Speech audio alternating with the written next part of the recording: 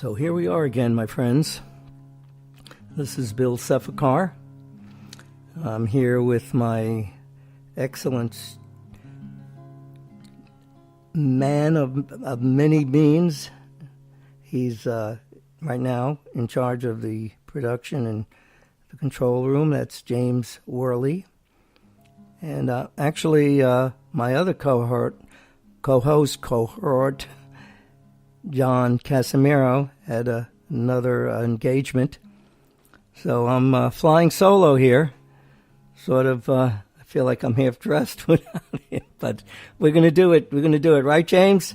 He's got a thumbs up there. So this is the 9th edition of American Dreamer Show broadcast. Amazing. That's over 2 months. And we're carrying on in karaoke, okie dokie. And as I said, here we are.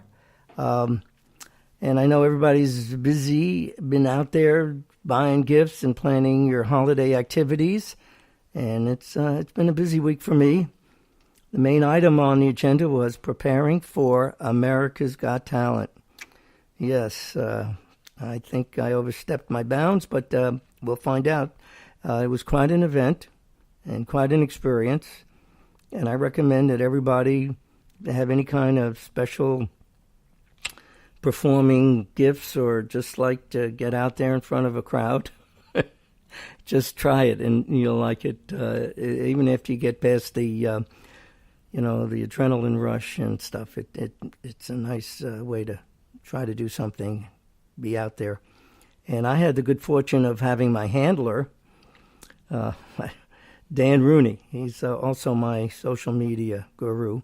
He took charge because 4 years ago he took his, at that time, 14-year-old daughter to Miami for one of their America's Got Talent auditions. So he was well versed in what transpires, even though I had my reservations and doubts throughout the whole situation. But it worked out. We arrived at the Tampa Convention Center. We had a 11 o'clock reservation, and by the time we got through the parking and inside where there were lots of people, it took about 45 minutes to snake through the lines to submit our entry application and then proceed to a big ballroom where hundreds and hundreds of people would be gathered, would-be stars strutting their stuff. My Facebook, William Sefakar, I have some of the pictures of that, how that unfolded. But we were really in the middle of a throng of hundreds, thousands, I guess. And it kind of got me a little skewed when I looked at my number that they issued. You paste on your body somewhere. It was 1408845. That's almost 1.5 million, which, when you think about it, but when we got situated and we found out they were calling blocks of 50 numbers to proceed into the smaller ballrooms, that there were about 400 people before me, so it wasn't too bad. But by 2 o'clock, we were kind of looking at that. We were still 200 numbers ahead, and we got something to eat at the cafe there, and practiced a little, strummed a little. But I also realized you have 90 seconds to give it your best shot and to perform whatever you're doing. And I realized I couldn't do justice to my John Denver tribute. And this made it inevitable to change my selection. Sort of you can only do parts of it. And I did Come and Let Me Look in Your Eyes and Sunshine on My Shoulders, which was part of my earlier my podcast endeavor, my musical selections. And what really worked out, I mean, I made the presentation. I think it came out pretty good, but they allowed me, I asked to leave a copy of my second CD.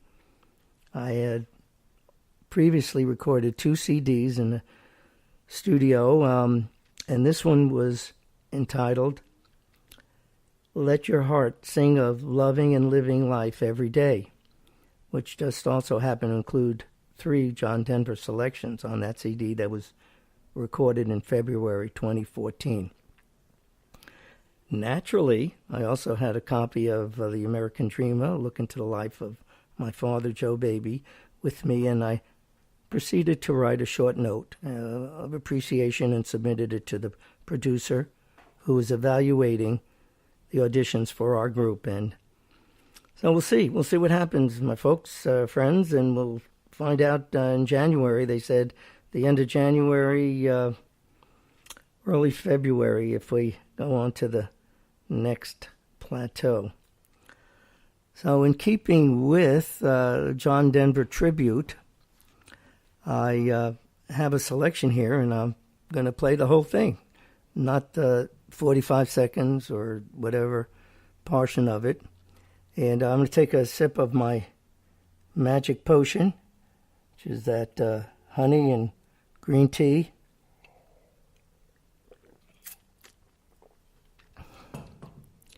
And as I like to think, you start out, I'm going to go from 0 to 60 in about 4 or 5 seconds. That's what it feels like when you're starting to, sing and go from chatting and talking to trying to do justice to this beautiful love song John Denver wrote about his lovely lady, who also, as Annie, in Annie's song. Song is My Sweet Lady. And he had just a knack of whether he was talking about relationships or with people or Rocky Mountain High environment or Eagle and the Hawk. Poems, Prayers, and Promises, which I'm hoping to play in upcoming podcast. But beautiful song about his relationship with his special lady. It's John Denver's My Sweet Lady.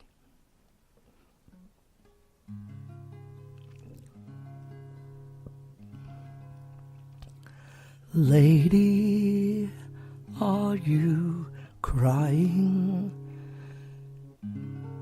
Do the tears belong to me? Did you think our time together was all gone? Lady, you've been dreaming. I'm as close as I can be, and I swear to you our time has just begun. Close your eyes and rest your weary mind. I promise I will stay right here beside you. Today our lives were joined, became entwined. I wish that you could know how much I love you. Lady, are you happy? Do you feel the way I do?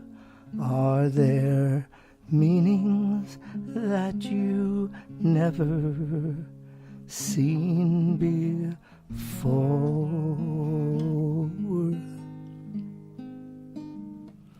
Lady, my sweet lady, I just can't believe it's true,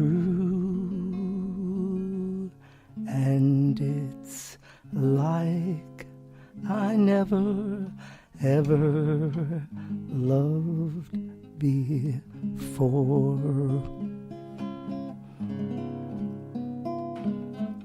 Close your eyes and rest your weary mind.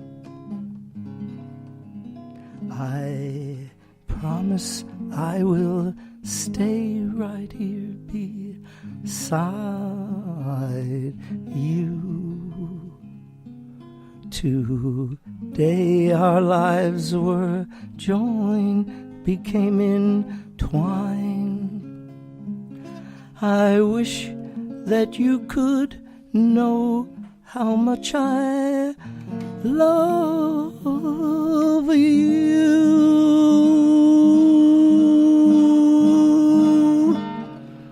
Lady, are you crying? Do the tears belong to me? Did you think our time together was all gone?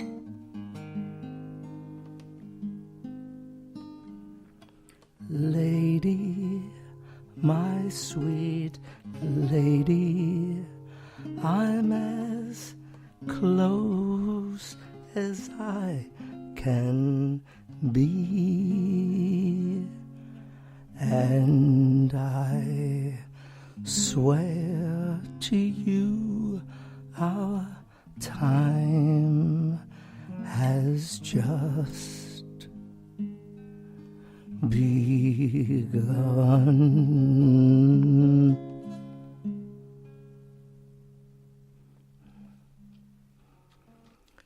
Okay, got that out of my system. Wherever you are, my sweet lady, that goes out to all the beautiful women everywhere. Everybody's beautiful. And thanks to John Denver to capture these feelings. So next week I'm going to be doing Looking for Space, which I was planning to do, I think 2 weeks ago, James. When we did that special Elton John tribute. So we bumped Looking for Space and put in I Need You to Turn To. So I think we'll do that. And also, next week, I know we were humming that If I Had a Hammer. So I think maybe we'll work on that for next week. So now that we got the first musical selection out of the way, we're going to go to It Worked For Me. And I'm sorry John's not here so I can badger him with my It Worked For Me stuff and my yogurt and my shower routine and stuff. But what I want to share with you is, and I guess this mostly goes out, this is grooming techniques. So grooming techniques mostly for men. And naturally, people are constantly attending to their appearance. Most men do, and just about all women. But I have an assortment of products, hair, body. I mentioned the talc, skin conditioner, shaving accoutrements. So let me get another one of my drink things because my throat got a little parched from that selection there. That's good. I think I need some water after that. But here we go. So what I usually do is I carry around a combination comb and mirror that folds up and goes in your pocket. You might say it's a little vanity vein running through me, but it does save me time, and it's very convenient. It fits in your pocket. I also carry around in my car console a fairly good electric razor. And I use like a Panasonic or a Philips or Braun, and it comes in handy. As if I'm in a hurry, I'm going to school, teaching, or meetings, or dates. This allows me to get prim and proper in a short time without, it doesn't take too much of a distraction while you're driving, but be careful is a must.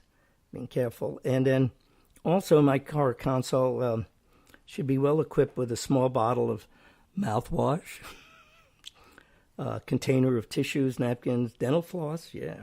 And one thing I'll share with you that takes a little extra time, but the savings involves monetary, because this time of the year, we're in department stores, shopping, food, grocery stores. And this is something that my dad, Joe, of blessed memory, would do. And it would distract me, but I realized it made a big difference. That he would, when he got the check from the cashier, not the receipt, and he would take a minute to look at the what the bill was and what they rang up the cashier, and I remember going at Publix that he would take the receipt he just got from the cashier and examine it closely to make sure there weren't any errors or if any special bargains or whatever were not included. And I don't say I follow this all the time, but I'm doing it more often, especially with holiday shopping, that there may be there's always changes, inaccuracies, and that you should look at it and don't wait till later. But I would suggest that. And I remember my dad, he would sit down at the bench at Publix. They have a little, before you leave, and he would look it over, and I think it makes a lot of sense. So give it some thought, with all the receipts that you have. Take a look at it before it gets too late, and make sure that they did it right. So with that in mind, I had mentioned to you that our Dreamer Quotes and Sayings, that there is a musical venue on a cable, and the one I'm referring to is Soundscape. And what was so nice about it is that even though I can't play the music, we can learn from the special quotes, inspirational quotes, and this is Plutarch. What we achieve inwardly will change our outer reality. Plutarch, a antiquity philosopher. And so another one, you may be disappointed if you fail, but you are doomed if you don't try. That was Beverly Sills. And so these are some things that I enjoy. The music is beautiful. This was Call of the Wild by Nicholas Gunn, and his album was Through the Great Smoky Mountains. It was produced in 2000. And here's Henry Thoreau, The World is but a canvas to our imaginations. Henry David Thoreau. And another one, Henry David Thoreau, what you get by achieving your goals is not as important as what you become by achieving your goals. And there's Robert Schuller, the only place where your dreams become impossible is in your own thinking. The only place where your dreams become impossible is in your own thinking. Well, that's something to ponder over. This is a philosopher, Dogon. The whole moon and the entire sky is reflected in one drop on the grass. Wow, that's pretty powerful. And here's Stephen R. Covey. There are three constants in life: change, choice, and principles. And this is Dan Brown, the writer, said that that is the definition of faith: acceptance of that which we imagine to be true, that which we cannot prove. That's something to ponder over, over a cup of whatever. This is Eleanor Roosevelt. Remember, no one can make you feel inferior without your consent. So, anyone joining me with my inferiority complex. Don't let them. Okay?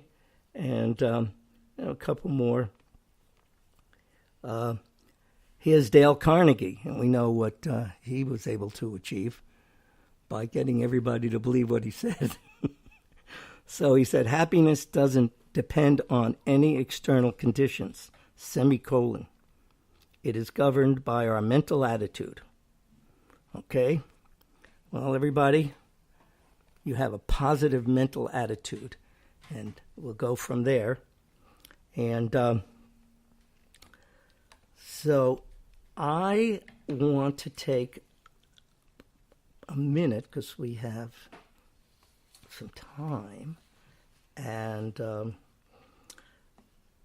we have plenty of time. So the third part of our broadcast, we like to look at, we sort of mix and match between It Worked for Me, which I just relayed to you, some thoughts, and the book that I wrote with my dad, about my dad, American Dreamer. And so we need to, James, I'll put you in an off moment, because I'm going to look at I'm going to take my book, and if you would be so kind, we can have the second, selection. Got to find a place between the 12 string and the 6 string. It goes crazy. That's but here we are. Okay. Well, you know about my dad's, perchance, his interest in words and reading, and it started early on, and he wrote about it in many places in the book. This is on page 14. He talks about his growing up and how he first started. In 1942, he had his own collection of Tom Swift by Victor Appleton, James Oliver Curwood, The Boy Allies by Claire Hayes, Max Brand, Zane Grey, Louis L'Amour. I even bought some of these from my dad. In later years, we listened to the tapes, audio tapes, and Edgar Rice Burroughs. And but he went into the service in 42. These books became a victim of the war and were lost.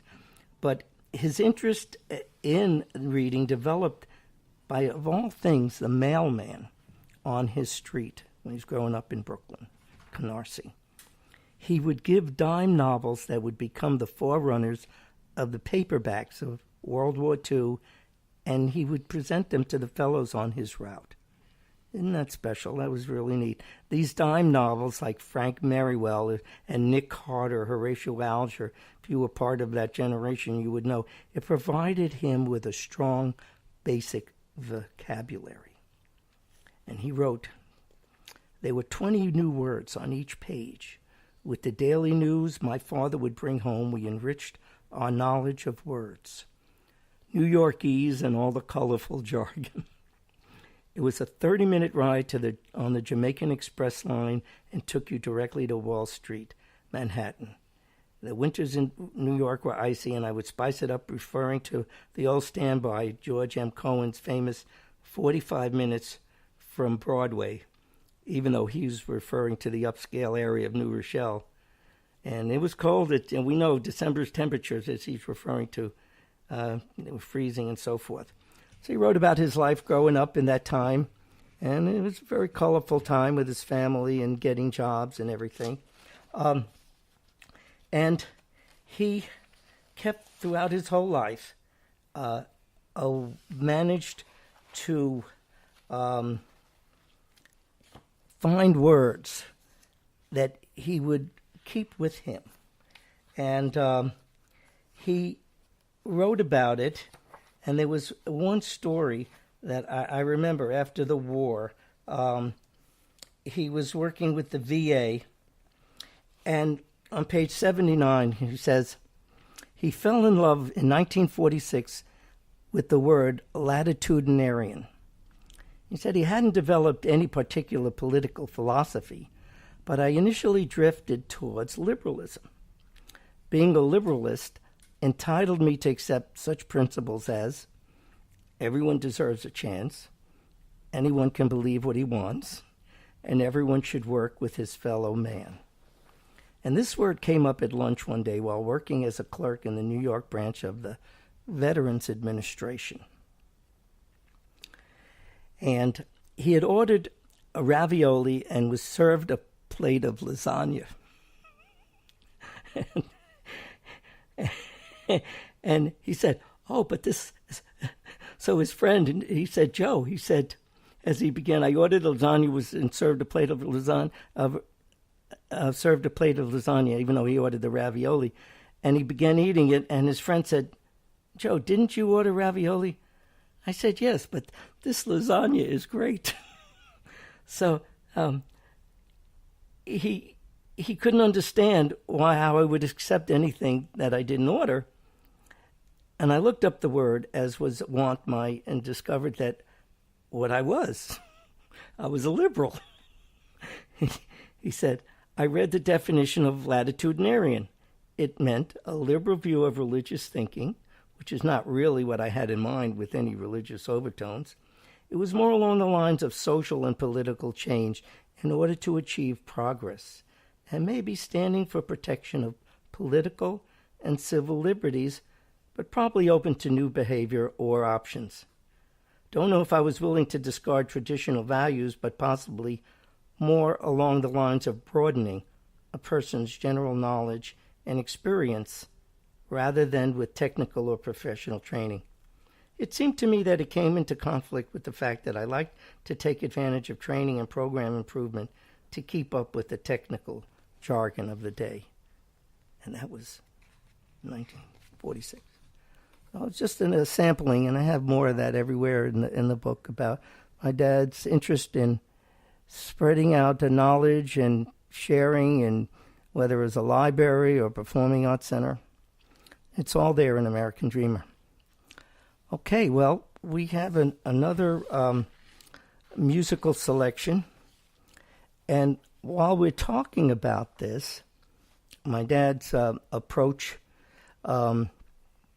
he liked to think very pragmatically. I'd like to consider he was an endearing pragmatist.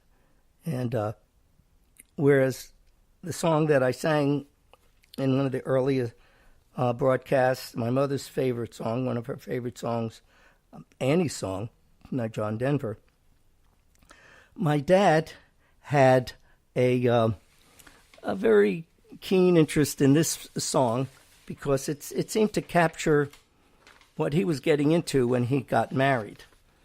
And I think he did admirably. And I'll take a little swig here, some water. And, well, I sure missed John. You know, James, I mean, he would just jump in with stuff and keep me on my toes. I always like to be on my toes. It gives me an extra 2 inches of height. I need. So, but this was a song that Dad always, hummed around. It's called "Making Whoopee," and I sort of worked in the end of the phrase of this, and to sort of give it a little levity. This song was recorded by many famous artists, Frank Sinatra. They were just, what was her name? She sang with a lot of the jazz, like Ella Fitzgerald. That's who that was. Yeah, I'm glad. Thank you, Ella. So it captures a special place that young people or any people getting married, going through the whole motion, and so this is "Making Whoopee," and I hope Dad appreciates the way it comes out, because I know he's listening. Another bride, another June, another sunny honeymoon, Another reason, another season for making whoopee. A lot of shoes, a lot of rice. The groom is nervous, he answers twice. It's really killing that he's so willing to make whoopee.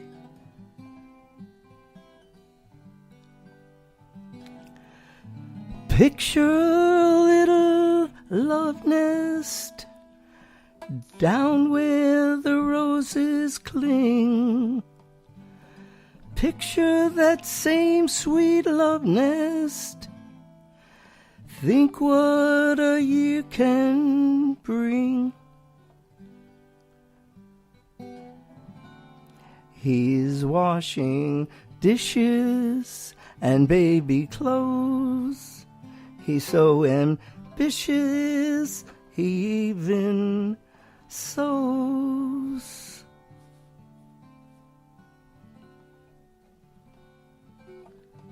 But don't forget, folks, that's what you get, folks, for making whoopee.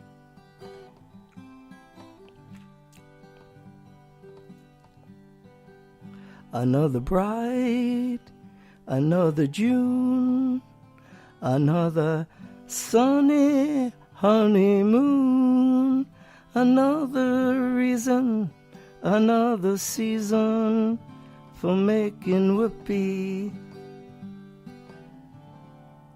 A lot of shoes, a lot of rice. The groom is nervous, he answers twice. It's really killing that he's so willing to make a whoopee.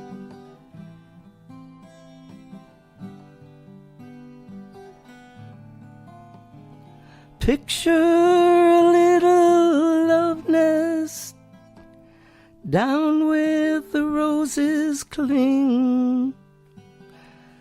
Picture that same sweet love nest. Think what a year can bring.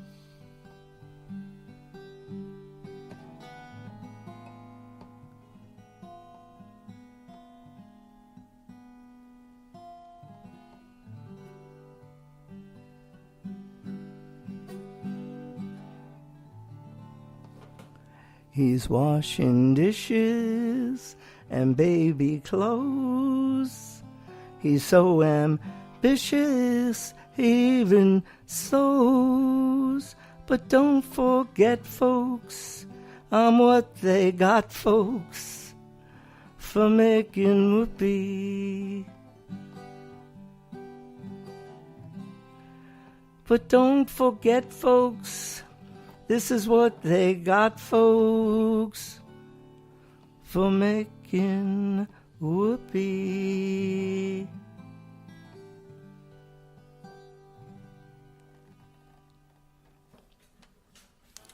Okay, that's what they got.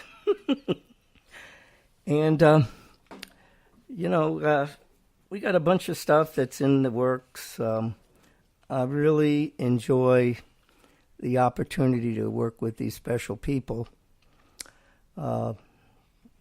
James worked very diligently and incessantly on getting everything working. We're going to have a guest speakers and call-ins, and I think it's going to add quite a dimension to this podcast and broadcast. And I am really looking to bring some of the people that I have the highest regard for,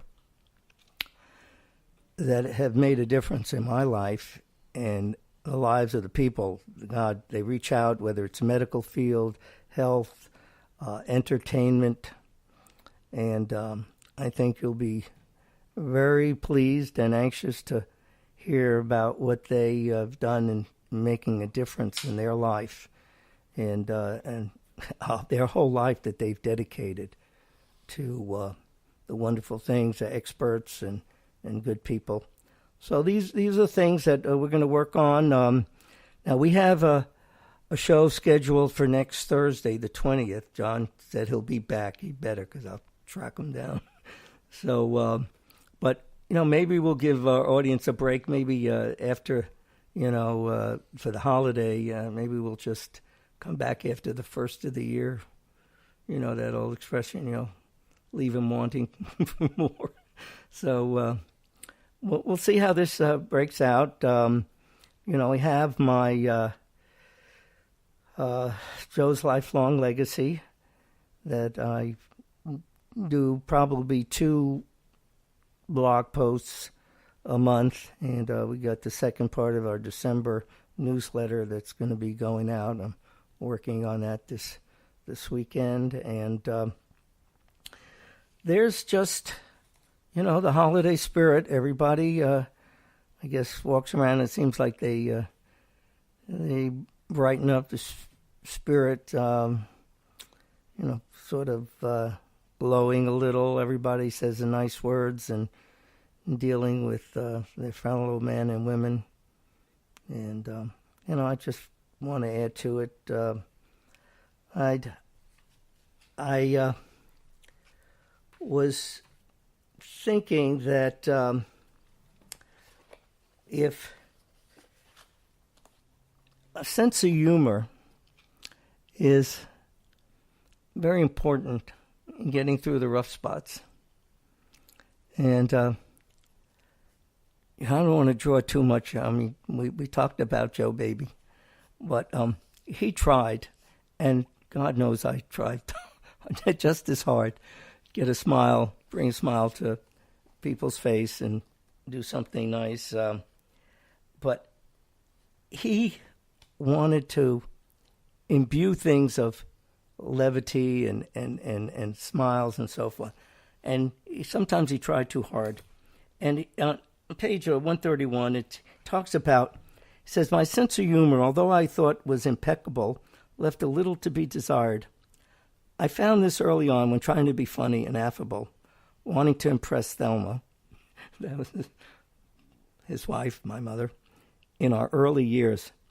This did not bode well, as her brother Jaime was funny and could have a room full of people in stitches. He needed this humor to keep his cool as an ambulance driver for over 35 years. But I'm digressing, and so am I. Said, how will I know that? I always was in a company of very funny people when socializing with friends while living in Syosset. And two particularly stand out. One was our next-door neighbor, Len Levine, and the other was Nat Garfinkel. They had a story and a joke a minute. I needed to do research to come up with some clever witticisms. It became apparent while we would be carpooling from Syosset to Manhattan during the time when I was working with the Army Audit Agency. This was apparent, it says. We had a carpool of very good friends with a kind of humor that bellowed was way out of my league. Often I would try to make a comical ad-lib in the conversations without much success. However, occasionally, I would come up with a gem. So I thought. Much to my chagrin, I would hear moans and groans. Their reaction was, Joe, you come out with a funny one every 100 jokes. Now we have to wait through another 99 of your false impressions of humor before we can expect another reason to laugh. So that was my dad had to contend with.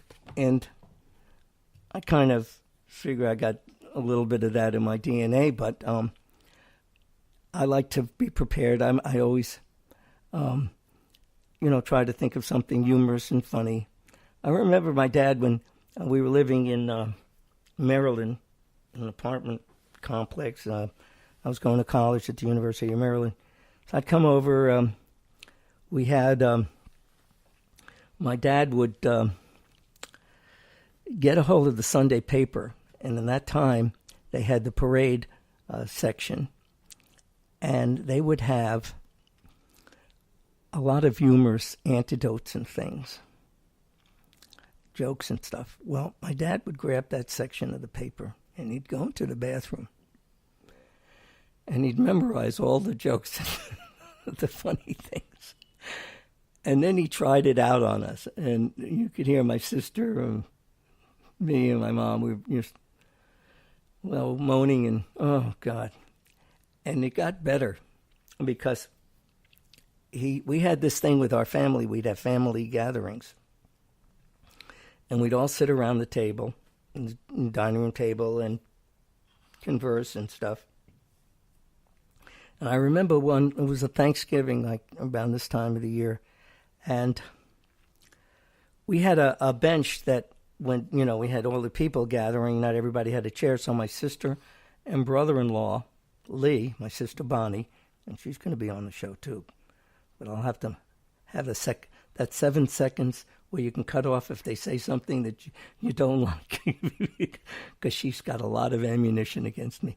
But anyway, so my dad was going through his repertoire of humorous anecdotes or whatever, and it was getting really bad news bear. And it got to the point that my sister and my brother-in-law, Lee, said we had enough. We lifted up the bench that we were sitting on. And to make it clear that we were overdosing, we turned the bench around. And we're looking in the opposite direction. So anyway, I'm going to try to see if I can overcome some of that. I'm going to have some humorous anecdotes for next week. And maybe I'll get John a head start on that. Maybe he can bring. He said he was going to bring some quotes he wanted to share with us, inspirational quotes or whatever. So we'll work on it. We'll try to do it a little differently, bring some smiles to your face. And I hope you enjoyed this session.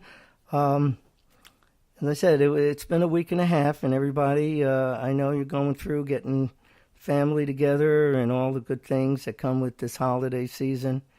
And I got a couple of more teaching gigs that I'm going to do. Oh, that's right. Tomorrow I'm teaching music at Davidson Middle School in Tampa. And it's funny, I was going to call and tell them I'm teaching music, and if I could bring my guitar, my John Denver, So I was talking to a friend of mine, and it was 4:00, so the school was probably closed. So he said, "Oh, just bring the guitar." So that's what I'm going to do. I'm going to bring my guitar and some music, and maybe I can fill in for the music teacher that I'm going to be substituting for. And I'll let you know how that turned out. So in the meantime, please follow your dreams wherever they take you, because I did something this week that it blows my mind, just like blowing my mind every time I sit down here at the studio and do this podcast. So do something, make it right, make yourself feel good and the people around you. So thank you so much for letting me be part of your time, and I will hopefully get better and better. This is Bill Sefakar, your friend, signing off. Have a wonderful week ahead, and we're getting ready for 2019. I'll be ready for that. You too.